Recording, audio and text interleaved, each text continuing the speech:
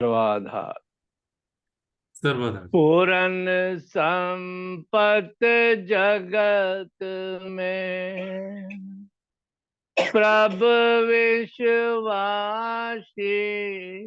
पाए।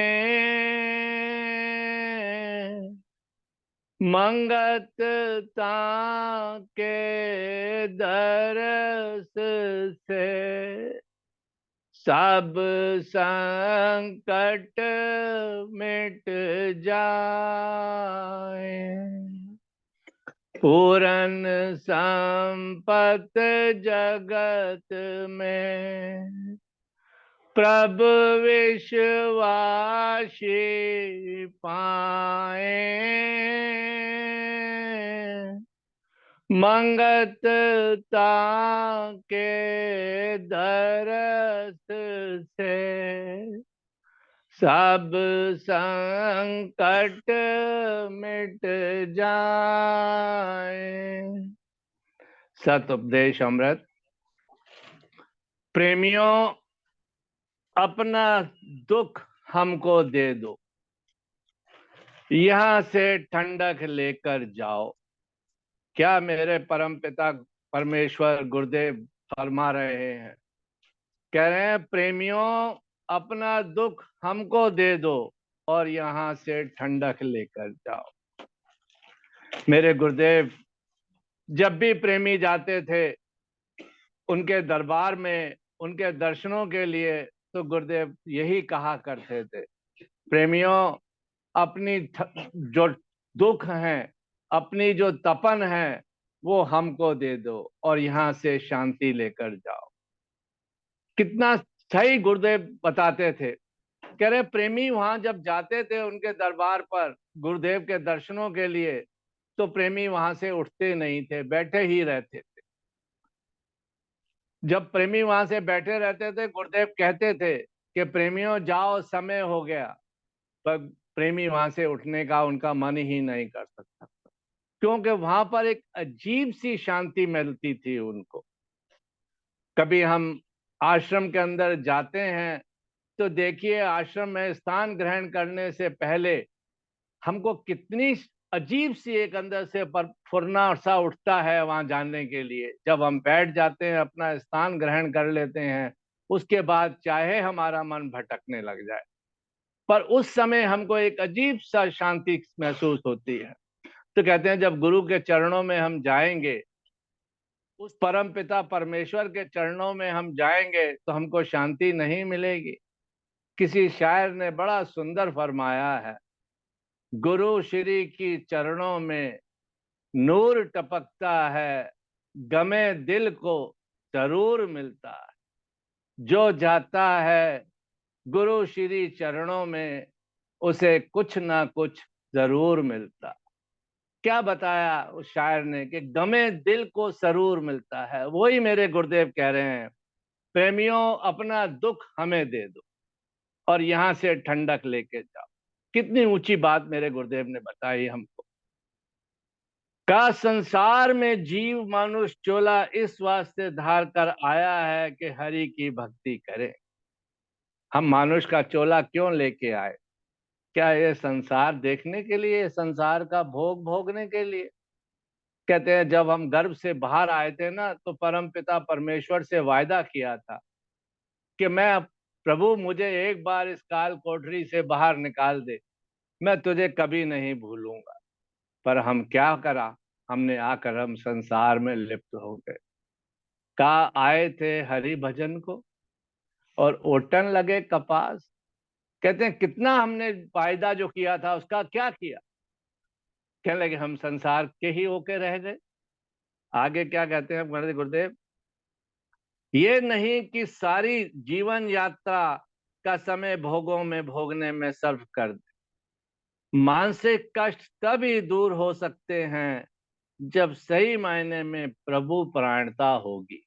क्या मेरे गुरुदेव कह रहे हैं कि मानसिक कष्ट तभी दूर हो सकते हैं जब सही मायने में प्रभु परायणता होगी। देह परायणता नित्य ही दुख देने वाली है।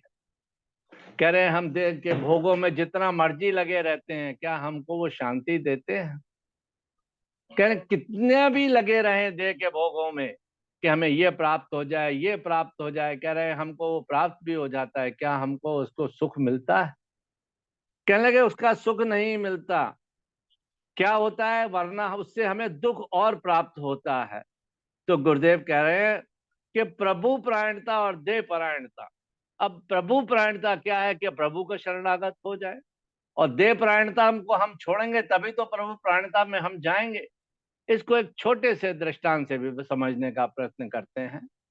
कह रहे हैं विष्णु भगवान जो थे, जीवों को कुछ ना कुछ उपहार दे रहे थे। लक्ष्मी माता जो थी वो दूर खड़ी हुई इन सब चीजों को देख रही थी। जब जब जीव सब चले गए तो लक्ष्मी माता ने कहा, हे प्रभु ये तो बताओ कि आपने अपने पैर के नीचे क्या छुपा रखा है? तो विष्णु भगवान ने कोई जवाब नहीं दिया। वो मंद मंद मुस्कुराने लगे। फिर लक्ष्मी माता ने कहा, प्रभु ये तो बताओ आपने पैर के नीचे क्या छुपा रखा है? तो विष्णु भगवान कहने लगे, लक्ष्मी मैंने अपने पैरों के नीचे शांति को छुपा रखा हुआ।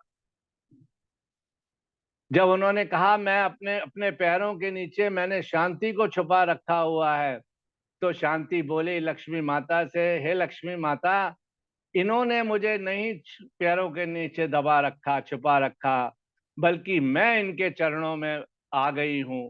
कहते हैं शांति ये है। हमें सच्ची शांति कहाँ मिलती है? प्रभु परायणता कहाँ होती है?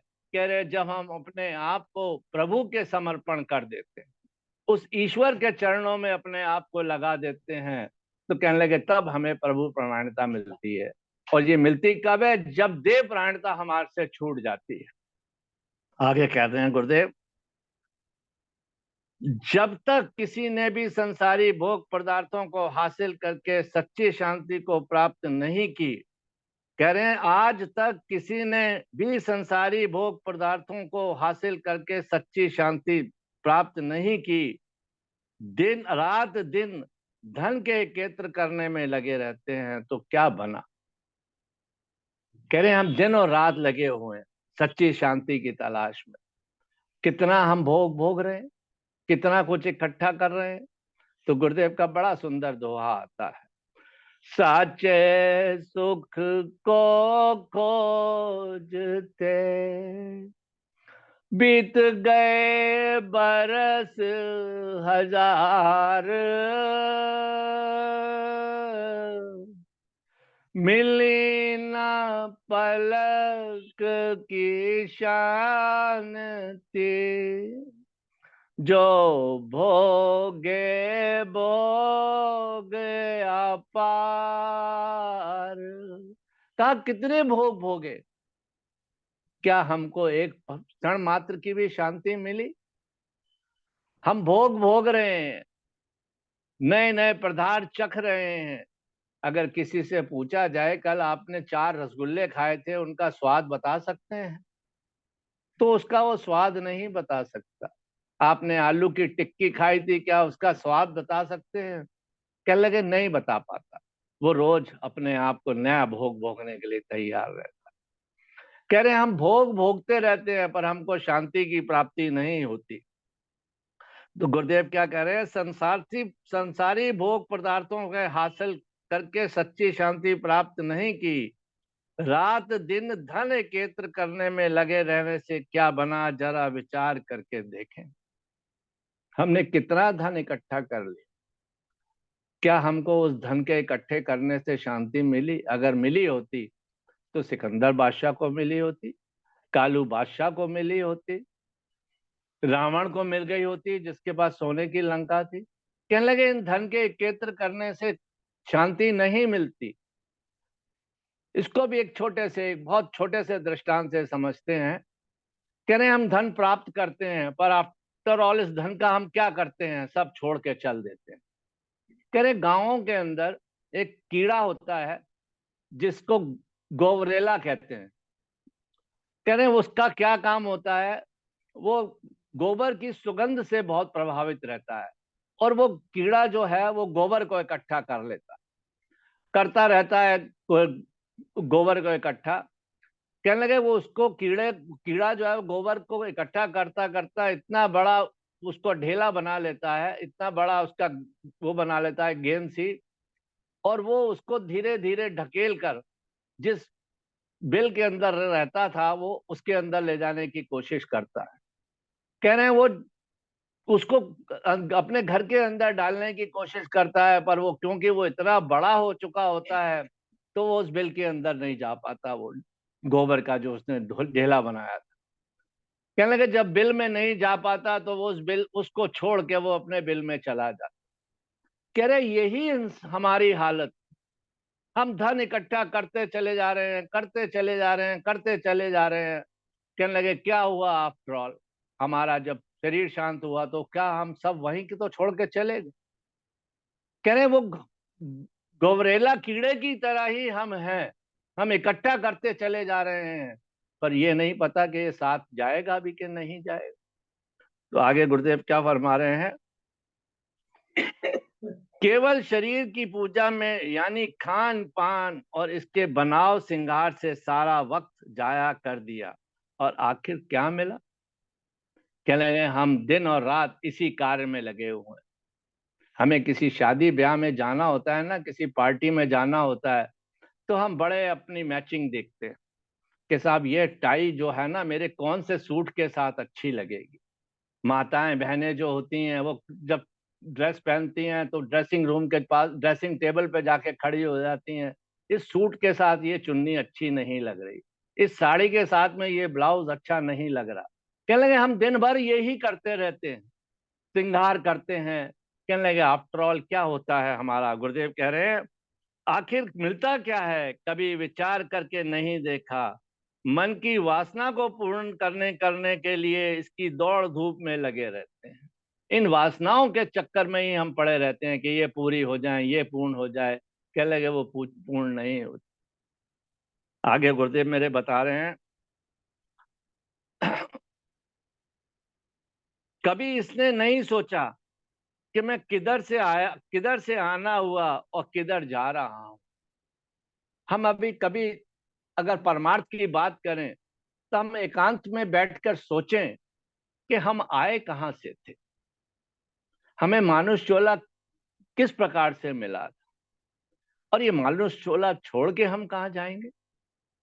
कभी हमने विचार करने का कोशिश की। कहने लगे अगर हमको ये पता लग जाए कि हमारा जो पहला इससे पूर्व का जन्म था वो कोई ऐसा जन्म था जिसके बारे में हम सोच सोच के ही परेशान हो जाए।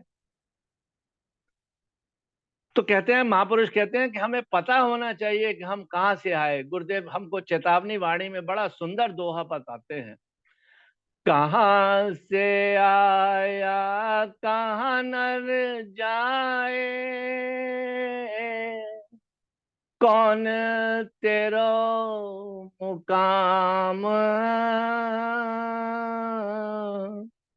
मंगत सार विचारना, मानुष जन्म का काम। क्या बताया मेरे गुरुदेव ने, हम कहाँ से आए थे और कहाँ जाना है। कोई हमने अपनी मंजिल बना रखी है, ये शरीर छोड़ने के बाद हमको किस ओर अग्रसर होना। फिर गुरुदेव ने हमको एक चीज और बताई, कहा मंगत सार विचारना, कि विचार हमको करना है किसके अंदर, मानुष जामे के अंदर। किसी अन्य जोनी के लिए मेरे गुरुदेव ने क्यों नहीं कहा।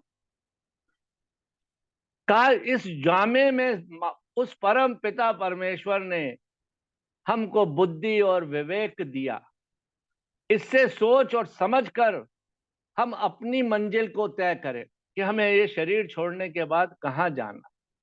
कह रहे हैं ये सिर्फ और सिर्फ मानुष जामे के अंदर ही पॉसिबल है, अन्य जूनी में नहीं है। आगे मेरे गुरुदेव क्या कहते हैं, आखिर इस शरीर के अंत में क्या होगा। पशु और पक्षी समय व्यतीत कर रहे हैं, यही मानुष भी खाने पीने पहनने वगैरह में समय नष्ट कर देता। तो क्या हम पशु पक्षी की तरह हैं, वो भी तो अपना जीवन यापन कर रहे हैं, खाते हैं पीते हैं सो जाते हैं। परिवार वो भी बना रहे हैं।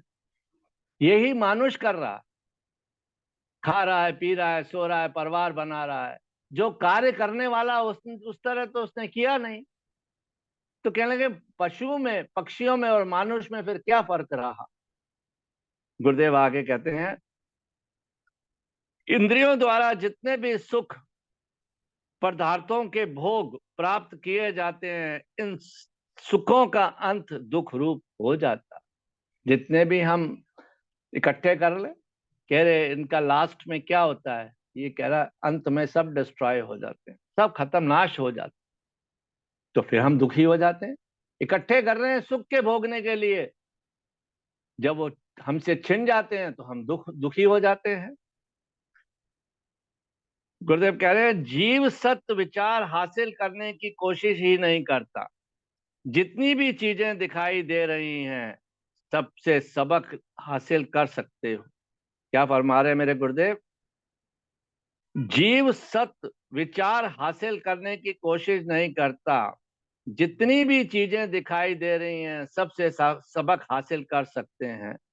कोई चीज ऐसी नजर नहीं आएगी जो सुख देने वाली ना हो। सुख देकर उसके बदले अफजाना नहीं लेती। कह रहे हैं प्रकृति की हम चीजों को देखें, वो हर प्रकृति की वस्तु जो है हमको सुख दे रही है। अगर हम बाग में जाएं, बगीचे में जाएं, कितने सुंदर सुंदर फूल देखते हैं। हम उन आंखों से देखते हैं, इन आंखों से तो हमको ठंडक मिलती है। पेड़ कितने बड़े बड़े हैं, धूप के अंदर व्यक्ति जा रहा है, छांव में बैठ जाता है। वृक्ष क्या दे रहा है? हमको छाया दे रहा है। क्या हमसे कुछ ले रहा है? कह रहे नदियां बह रही हैं, हमको पानी दे रही हैं। उनके पास चले जाओ तो हमको ठंडक महसूस होती है। सूरज जो है हमको तपिश दे रहा है, चंद्रमा हमको ठंडक पहुंचा रहा है। पर कहेंगे हम उन प्राकृतिक की चीजों से भी सबक हासिल नहीं करना चाहते। आगे मेरे गुरुदेव क्या फरमाते हैं, ये मानुष ही है जे बगैर गर्ज के कोई काम नहीं करता। बिना कुछ सौदा किए कोई कार्य नहीं करता। अपना नफा मुनाफा पहले सोच लेता है। आगरा एक टूरिस्ट डेस्टिनेशन है। अगर कोई टूरिस्ट किसी राहगीर से या आगरा वासी से पूछ ले कि भाई ये मार्ग, फॉरेन टूरिस्ट पूछ ले ये रास्ता शॉर्टकट किधर से जाएगा, तो सोचता है कि मुर्गी फंस गई।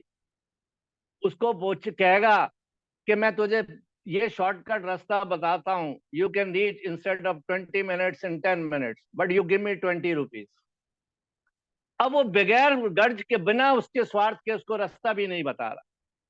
हम क्या प्रकृति से क्या सीख ले रहे हैं?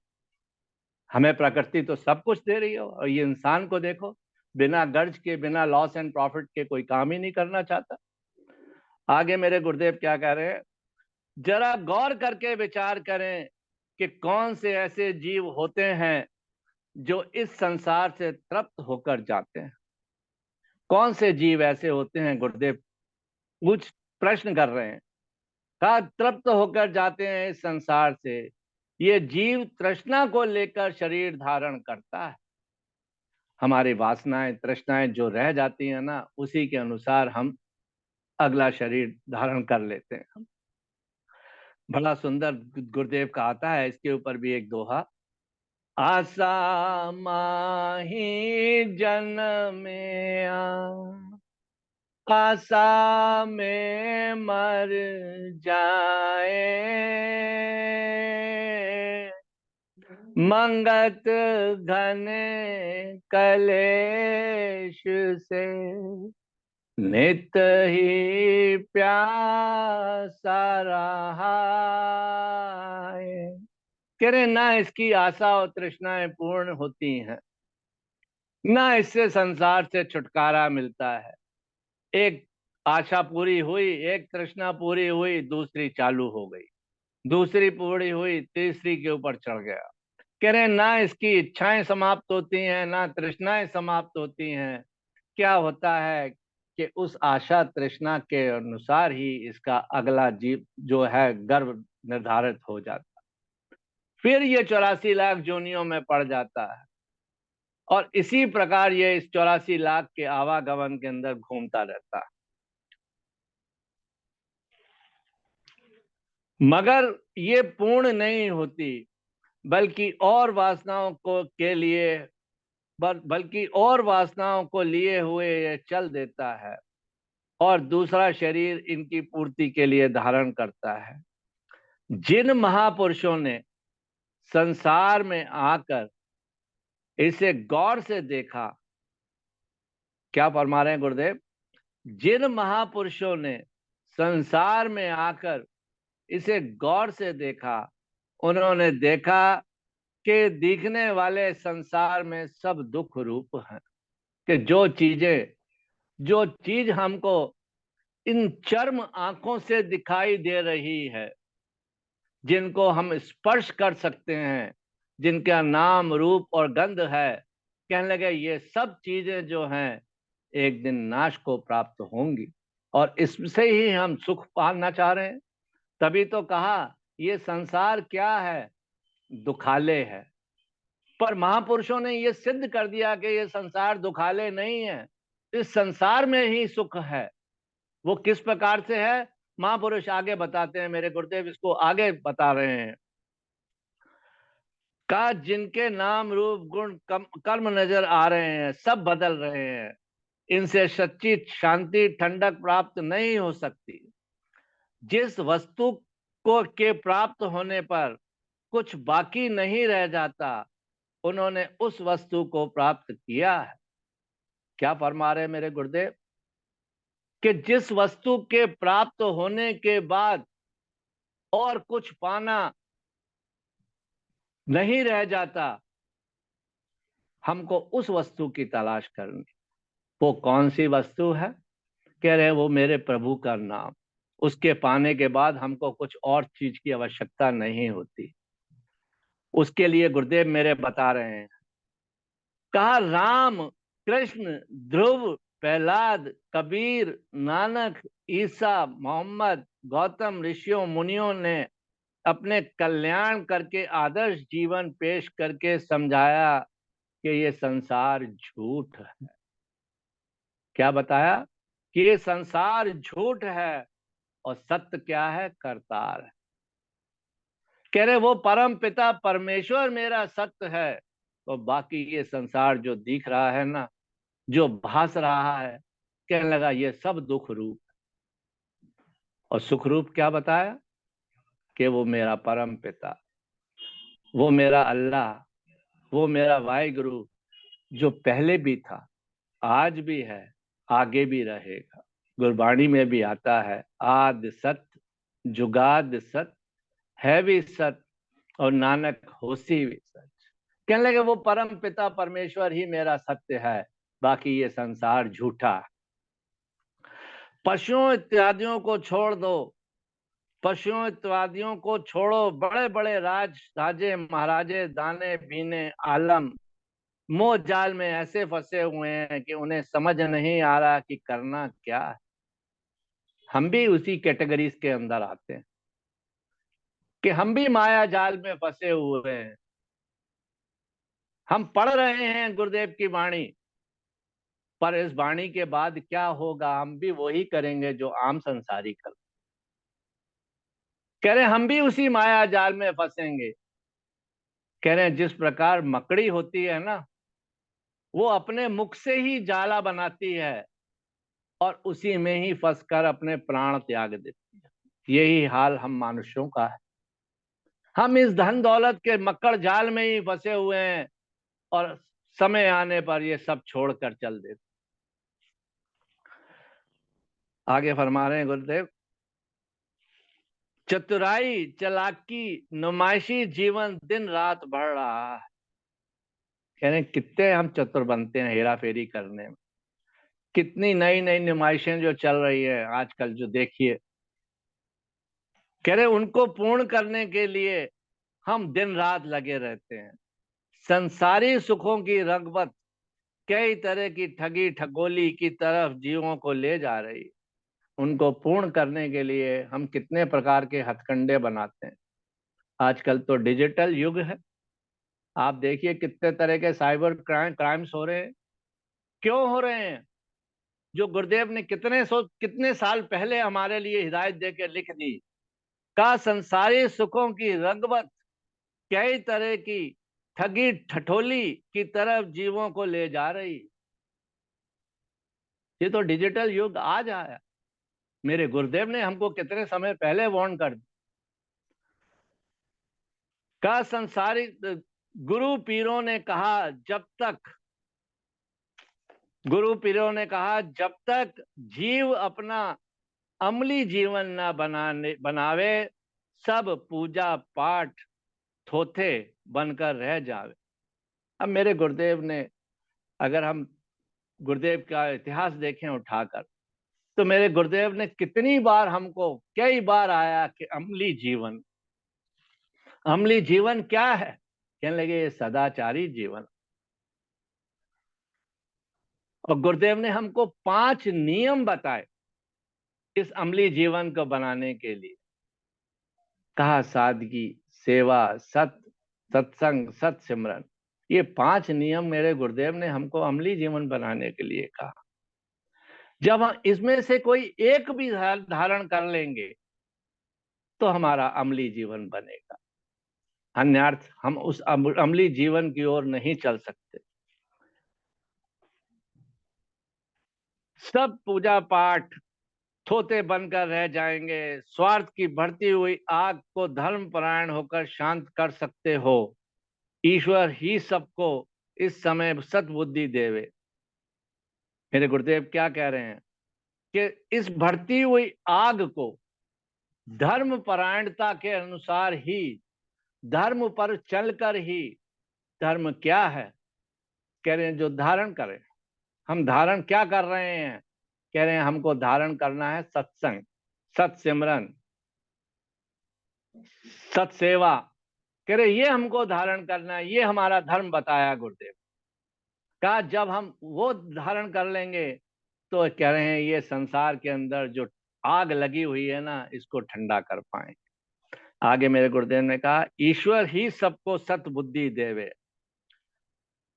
गुरुदेव ने फिर अंत में कहा कि ईश्वर हमको सत बुद्धि प्रदान करे। और जब हमें सत बुद्धि आ जाएगी तो हम इन चीजों पर पूर्ण हो पाएंगे। ओम ब्रह्म सत्यम। दास से कोई पढ़ने में गलती हो तो क्षमा करें।